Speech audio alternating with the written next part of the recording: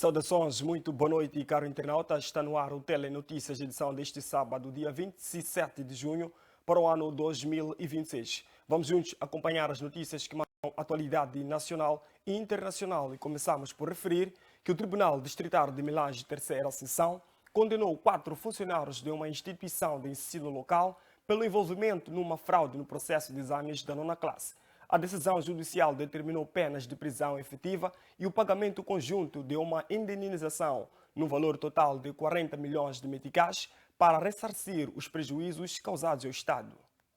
O anúncio inicial foi feito por Aníbal Fombe, representante do Serviço Distrital de Educação, Juventude e Tecnologia de Melange, que prestou esclarecimentos sobre o desfecho do processo administrativo e criminal. O julgamento, que decorreu entre os dias 2 e 3 de junho, teve a sua sentença formalmente lida no passado dia 12 de junho. O tribunal deu como provada a culpa dos envolvidos, que já haviam sido alvo de um processo disciplinar administrativo que resultou na expulsão definitiva das suas funções.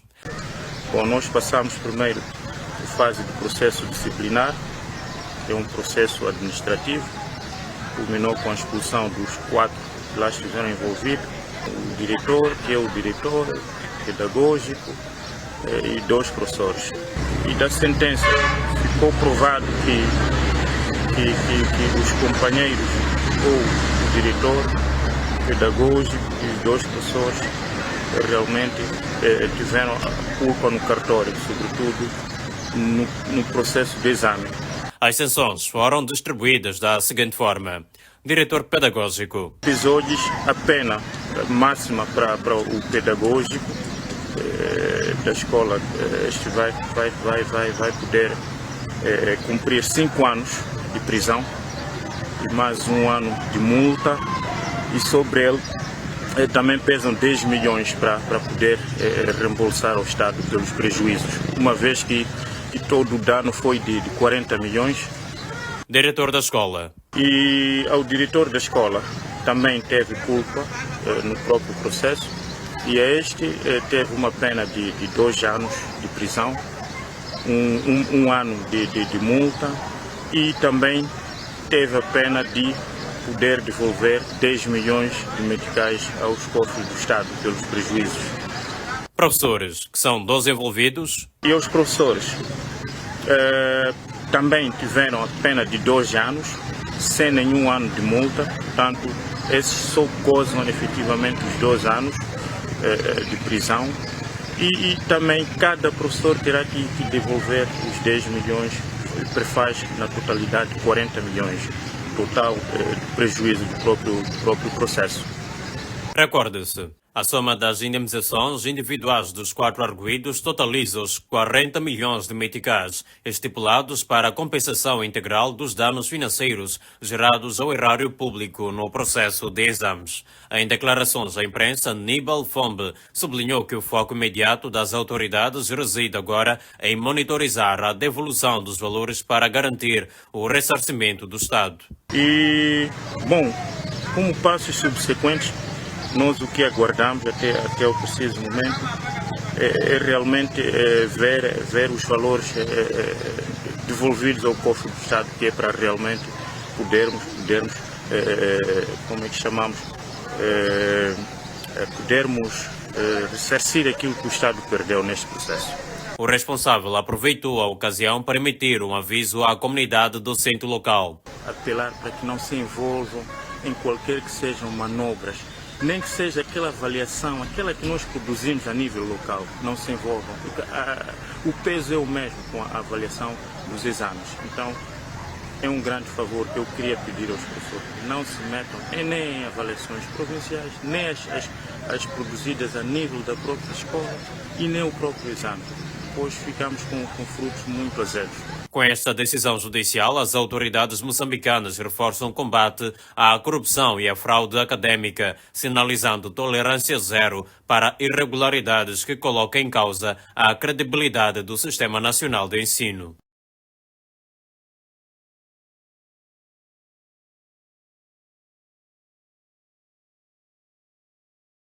Moçambique faz sua intervenção parlamentar na 20ª Conferência da União Interparlamentar. Define posições estratégicas.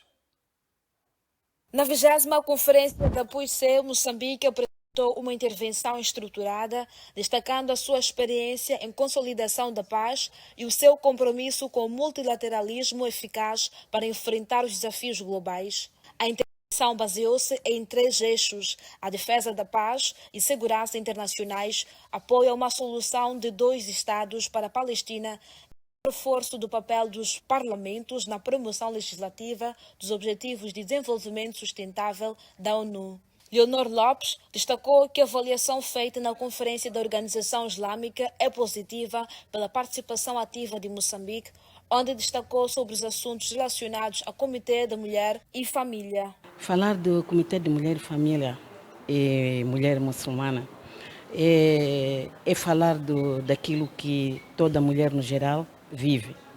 E sabemos que a mulher, ela é cuidadora da família. E o que nós tratamos lá é mais a situação no geral, sim, um bocado em particular de cada país.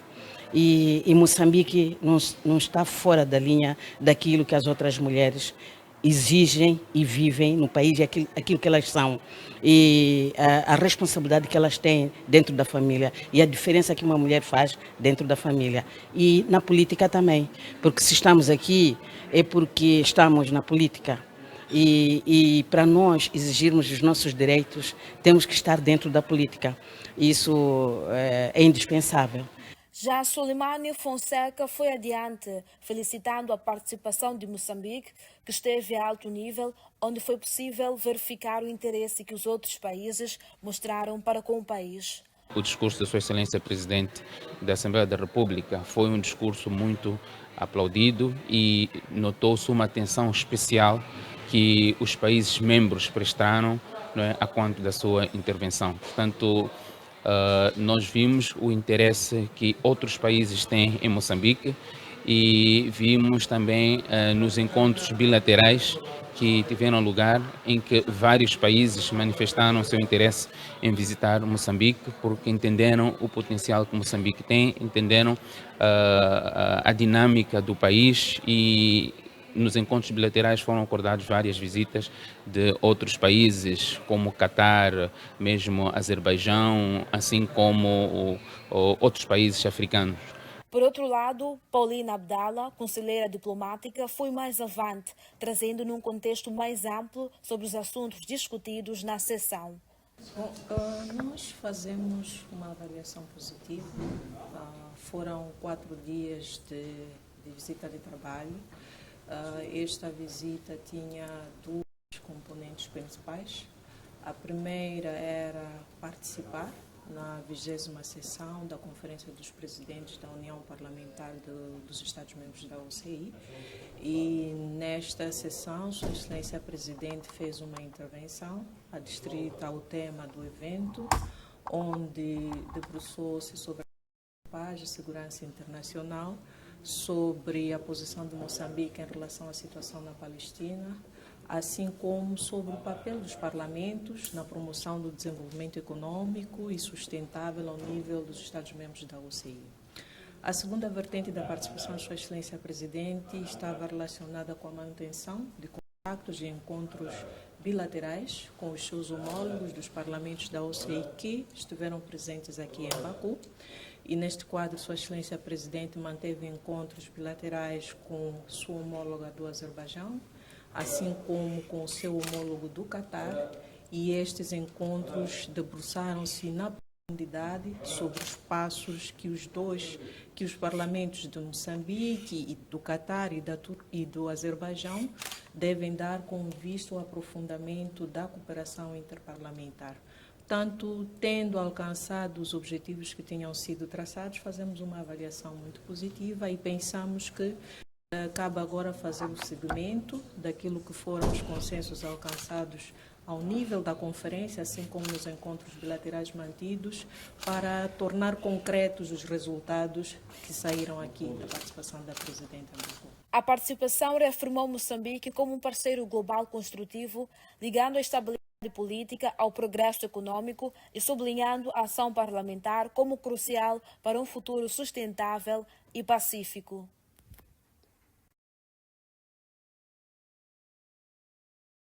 O Executivo, em parceria com a Ordem dos Médicos Veterinários de Moçambique, pretende assegurar até 2029 a presença de pelo menos um médico veterinário e uma farmácia veterinária em cada distrito do país. A iniciativa busca fortalecer o setor pecuário, elevar a produtividade e garantir a qualidade da carne produzida localmente. O ministro da Agricultura, Ambiente e Pescas manteve recentemente um encontro com criadores de gado bovino na província de Sofala, onde recolheu diversas preocupações relacionadas ao acesso aos serviços de sanidade animal. Estou agora numa fase de transitar de criação extensiva para criação intensiva, na base de produção de comida para o gado. Há muita falta de medicamentos, não se encontra no mercado. Nós temos que mandar vir, ou então, quando encontramos, são muito caros.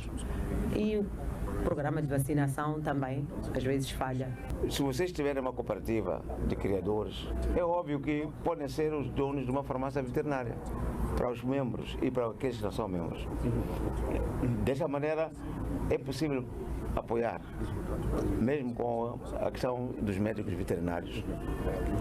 Nós estamos a trabalhar com a Ordem dos Médicos Veterinários de Moçambique para que até 2029 em todos os distritos haja uma farmácia veterinária e haja um veterinário para o serviço dos criadores. Concordo exatamente com a posição do Ministro. Eu acho que qualquer produtor que leve isto para o setor comercial tem que ser capaz de gerir isto como uma empresa, então tem que suprimir as necessidades dos animais. Roberto Mito apelou ainda aos produtores para adotarem métodos modernos de alimentação animal, com destaque para a produção de feno e a inserção de suplementação nutricional. A medida visa melhorar o desempenho do gado e, consequentemente, a qualidade da carne consumida pela população. Com as mudanças climáticas, por exemplo, este ano está-se à espera que possamos ter El Niño. Podemos ter problemas de pastos. Então, temos que começar a considerar de forma muito prioritária a produção de feno ou de capim para alimentar o gado nos tempos secos. Hoje já sei que houve programas aqui, alguns beneficiaram de maquinaria para fazer esses fardos, mas é possível fazer muito mais. Então temos que introduzir a suplementação animal para melhorarmos a qualidade. A visita de trabalho do ministro termina com os preparativos do Programa de Desenvolvimento das Cadeias de Valor do Agronegócio de Moçambique.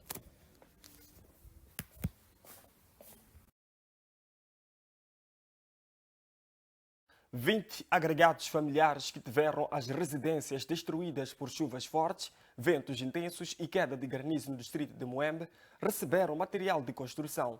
A doação foi feita pelo jovem empresário Fanequiço Maurício, na cidade de Lixinga. No total, cerca de 1.200 famílias ficaram sem abrigo devido às precipitações intensas, acompanhadas de rajadas de vento e granizo no início deste mês. O episódio ocorreu na localidade de Xuojota, posto administrativo de Chiconono, distrito de Moembe, província do Niassa. Sensibilizado pela situação de calamidade que também deixou 9 feridos, o empreendedor Fanequiço Maurício adquiriu e entregou 200 chapas de zinco, 20 kg de pregos, 10 kg de arame e quantidades equivalentes de cordas. Vimos a preocupação nas redes sociais e nos canais de comunicação social e nos sentimos, digamos, com esta preocupação de vir até aqui vos apoiar. Poderemos continuar a dar no momento em que a própria comunidade já está sensibilizada no sentido de continuar a trabalhar, buscando esforços para ver se também podem se sustentar. Sinto-me honrados por este apoio que a empresa Fanequiço está a fazer, porque não contávamos com esse tipo de apoio. Hoje está a diminuir as lágrimas. Agradecemos isso por receber as chapas. Estou a agradecer e a outra parte vou tentar eu mesmo aspirar aquilo que vou conseguir. O lote de materiais de construção entregue às vítimas do vendaval e do granizo na localidade de Xuojota, posto administrativo de Chiconono, distrito de Moembe, está avaliado em aproximadamente 250 mil meticais.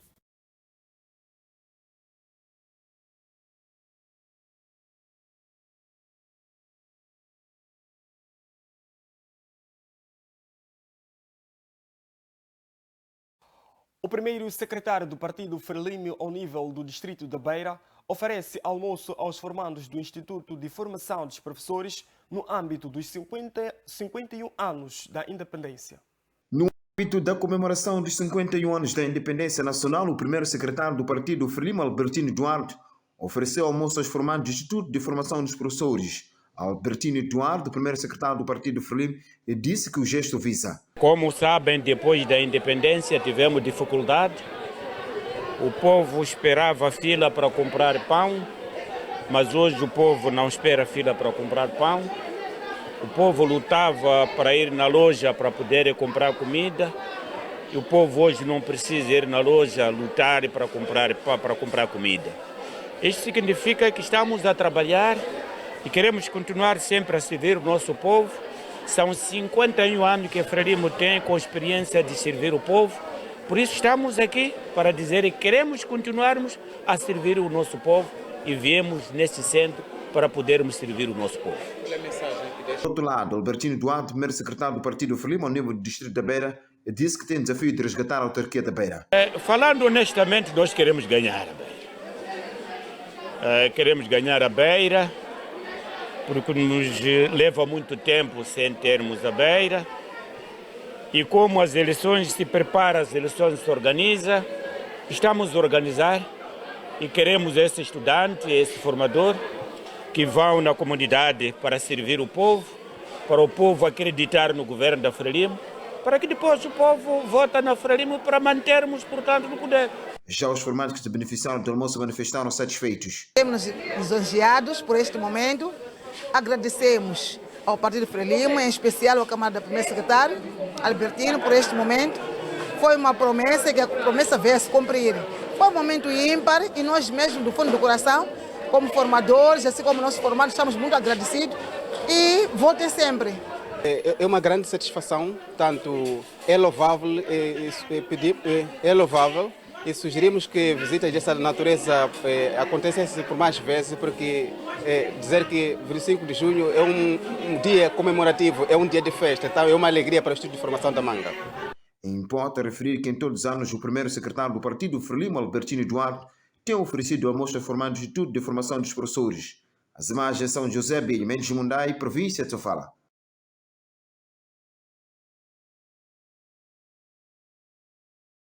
No âmbito do reforço dos mecanismos de proteção da criança e da rapariga, realizou-se esta sexta-feira a cerimônia de assinatura do memorando de entendimento entre o projeto CID e a linha Fala Criança, que tem como principal objetivo a prevenção e combate das uniões prematuras e da violência baseada no género.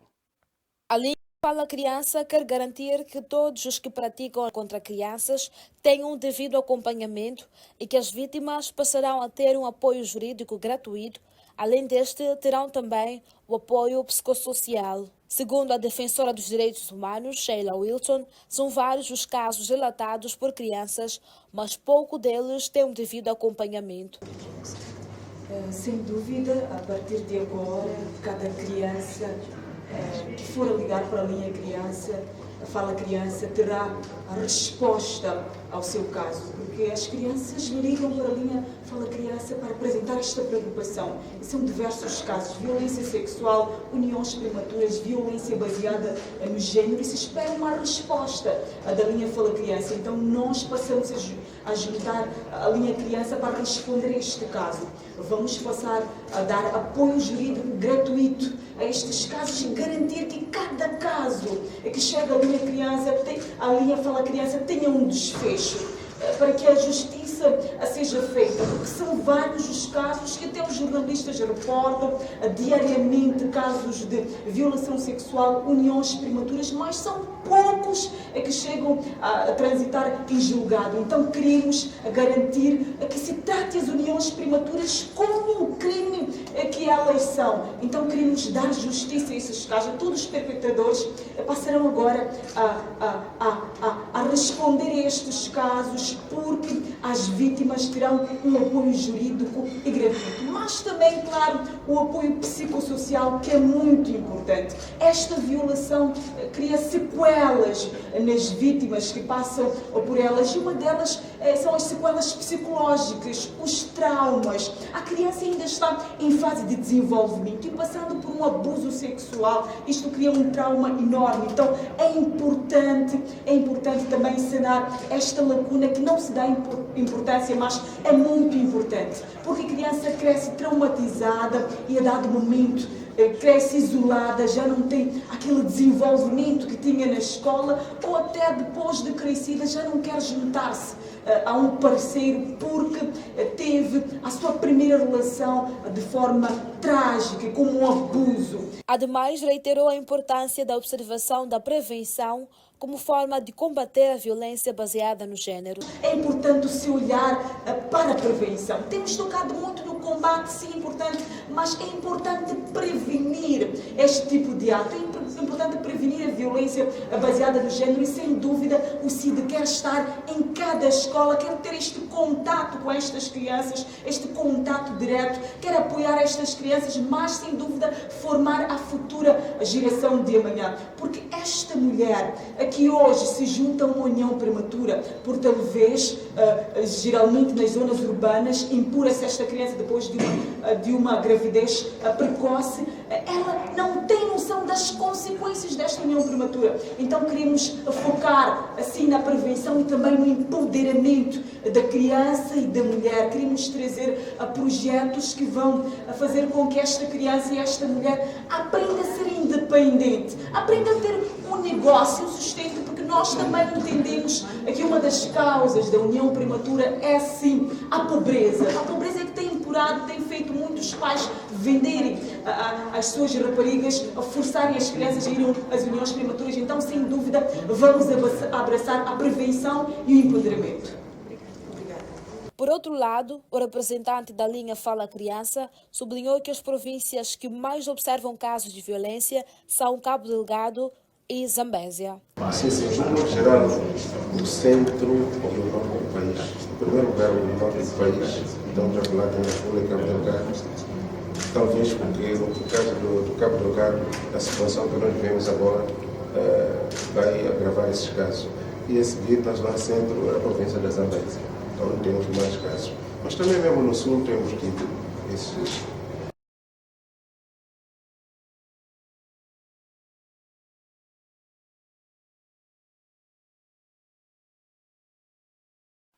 Os painelistas do programa FTV Debate afirmam que a medida de recolher obrigatório em Mocimboa da Praia visa impedir a entrada de infiltrados insurgentes que têm afligido a comunidade. criticam ainda o governo por não emitir um comunicado oficial sobre a medida. As forças de defesa e segurança impuseram recentemente um recolher obrigatório não oficial em Mocimba da Praia, na província de Cabo Delgado. A medida, que restringe a circulação de pessoas entre as 20 e as 5 horas, está a ser reportada desde meados de junho. Segundo o painelista Marcelino Pangaia, o recolher obrigatório que está a ser implementado em Mocimba da Praia visa impedir a infiltração de rebeldes no país. Mas esse recolher obrigatório está sendo falado, não há aqui ainda um comunicado oficial por parte do Ministério da Defesa em relação a esse recolher obrigatório. Mas, no entanto, o que se pretende aqui é, efetivamente, procurar forma de impedir que haja essa infiltração por parte desses insurgentes na vila de Mocimba da Praia e que, ao fazer isso, vai poder procurar ter um certo controle em relação às movimentações de civis, assim como de qualquer um que pretenda infiltrar-se naquela vila. E a partir dali procura-se colocar esse recolher obrigatório entre 18 ou 19 horas até 5 a 6 horas do dia seguinte. E outra coisa, tem essa necessidade de poder controlar o porto. Sabemos que, aliás, o Mocimba da Praia é um porto e a partir dali também há essas movimentações, entradas para a Tanzânia, dentre vários outros ventos. Então precisa de poder controlar essa movimentação para poder cada vez mais fortificar esse movimento. Por outro lado, o analista do Cleso Cico critica o governo por não comunicar oficialmente a implementação da medida de recolher obrigatório. Isto revela mais uma vez que, como Estado moçambicano, não estamos a saber lidar com aquilo que é a comunicação transparente por tudo aquilo que nós estamos a passar, porque de forma inequívoca nós temos informações através de terceiros. O nosso governo, ontem como terça-feira, não veio ao público, de tanto que disse, não veio ao público referenciar sobre esta questão da recolha obrigatória. Já se sabe que Mocimba da Praia foi antes o reduto já dos inimigos, que são estes insurgentes, foi recuperado. Agora, com esta recolha obrigatória, não se está a dizer quais são as razões. Em termos de requisitos, o que é que preconiza esta recolha obrigatória? Por que é que está-se a fazer esta recolha obrigatória? E se há algum perigo, quem deve comunicar ou não à população? Será que temos que depender somente de um órgão de informação? E as autoridades locais, o que é que estão a fazer? Por que é que não vão e também transmitem esta informação? Ou talvez fazer-se chegar ao governo central para que haja alguma reação. O que me assusta é que durante o discurso do Conselho de Ministros, de tantas deliberações, informações trazidas a público, não referiram sobre este aspecto. Além disso, Alves Mulungu, um dos painelistas, afirmou que a não comunicação oficial da medida que está a ser executada constitui uma violação dos direitos humanos. Agora, havendo, de facto, recolha obrigatória sem decreto por via meios próprios, eu creio que podemos estar numa violação daquilo que são os direitos dos cidadãos em Cabo Delgado. Agora, se é por necessidade, eu creio que havia aqui mecanismos próprios para poder, de facto, o próprio Presidente da República decretar esta recolha obrigatória, para que pudesse aqui haver espaços de assistir essas pequenas ilegalidades que vão se assistir, ou seja, há pessoas que vão violar esse decreto e em algum momento terão que ser penalizados. Mas numa situação em que isto não foi de facto decretado pelo Presidente da República, havendo essas penalizações, quando falava das agressões, havendo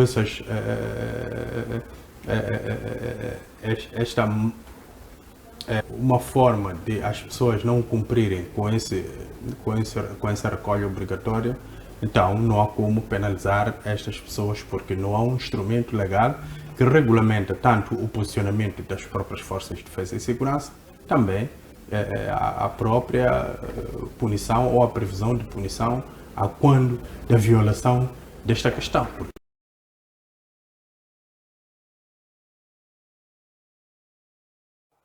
O anúncio recentemente feito pela ExxonMobil sobre a nova projeção de dólares, 150 mil milhões em receitas para o Estado, foi o tema do programa FTV Debate da semana. As projeções recentes indicam que o projeto Rovuma Ling, liderado pela ExxonMobil em Cabo Delgado, poderá gerar até 150 mil milhões de dólares em receitas para o Estado moçambicano ao longo de 30 anos. Este valor representa um aumento de cerca de 60% nas receitas governamentais associadas à iniciativa durante a sua vida útil.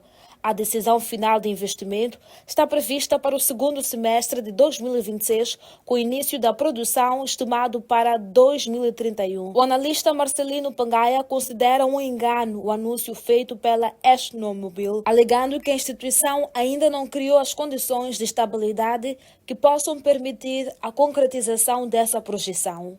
Outra questão é a imagem que a ExxonMobil possa ter. Neste caso, passa a ideia de que Moçambique vai ficar rico com o gás, quando na verdade essa é uma mentira, é uma enganação. Então, em resumo, 150 mil milhões é receita bruta estimada, não o que já está no cofre do Estado e nem aquilo que poderá estar no Estado. Estamos a falar da receita bruta da própria ExxonMobil. A partir daqui poderão sair, o governo vai ganhar através de alguns impostos, essas migalhas que vão aparecer dali, não esse valor na totalidade. Olha, só para poder recuperar a tecnologia, as maquinarias que estão ali, sem pagar o país, precisa de pelo menos 10 anos para o país começar a usufruir mesmo algumas receitas. Então, o que tem acontecido aqui? Esses senhores, durante aquele período em que eles decretam para recuperar o investimento feito, eles já fazem duas coisas ao mesmo tempo. Estão a recuperar o investimento feito, estão a explorar de uma forma massiva.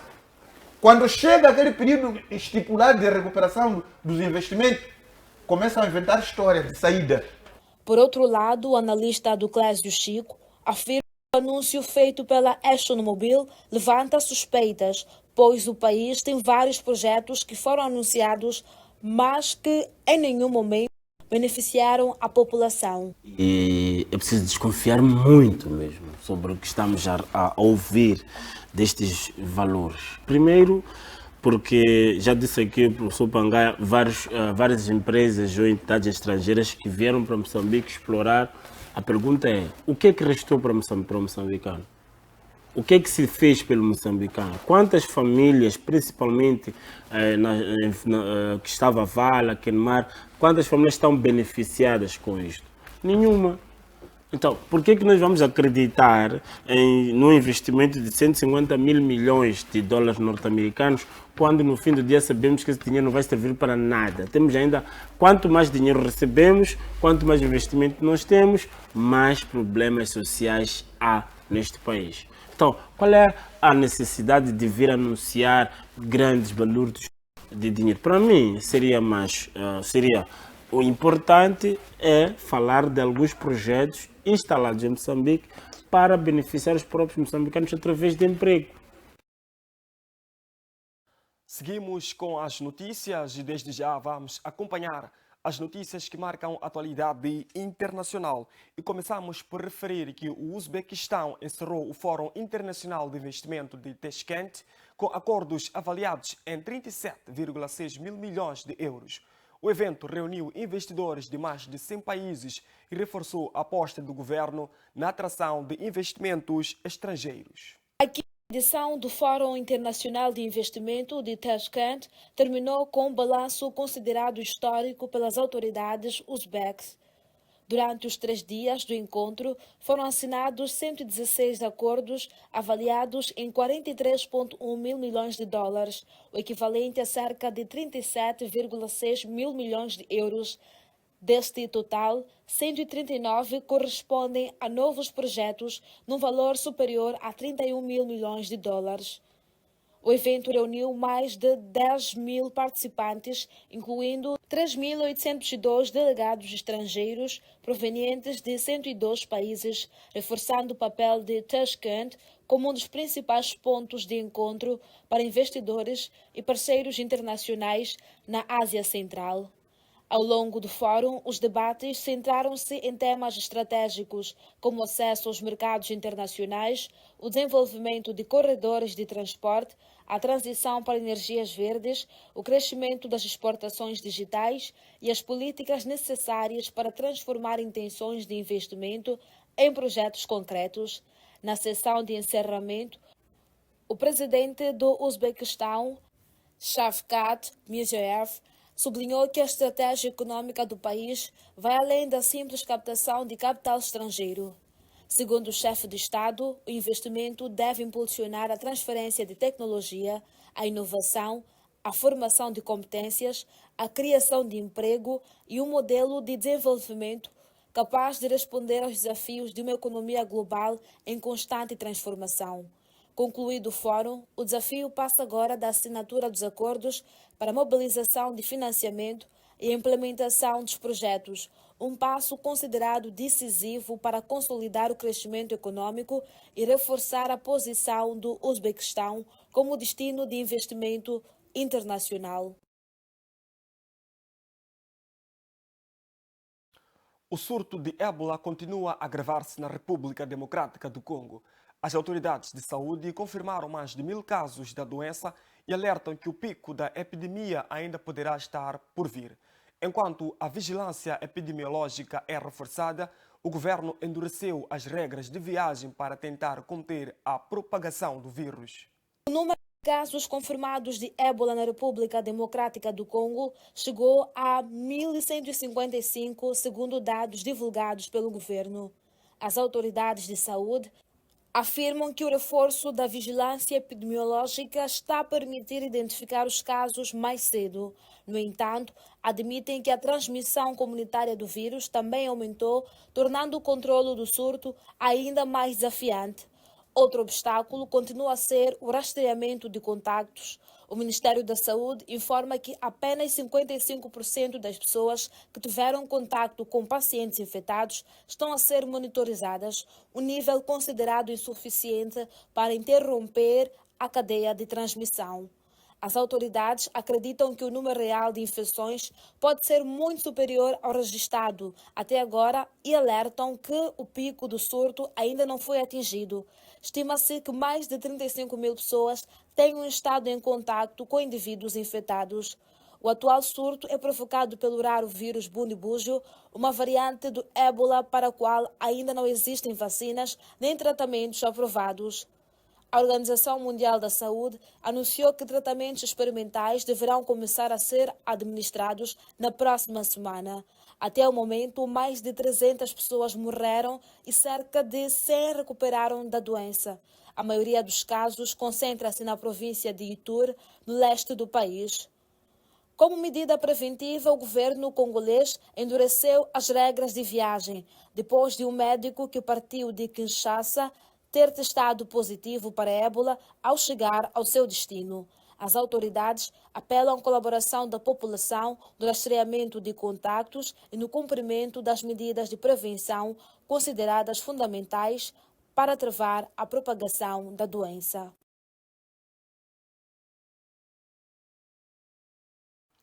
E assim termina o Telenotícias da Noite, edição deste sábado, dia 27 de junho, para o ano 2026. Obrigado pela atenção dispensada. Vemo-nos na segunda-feira com mais informações que marcam o território nacional e estrangeiro. Continuação de um bom final de semana e até a próxima.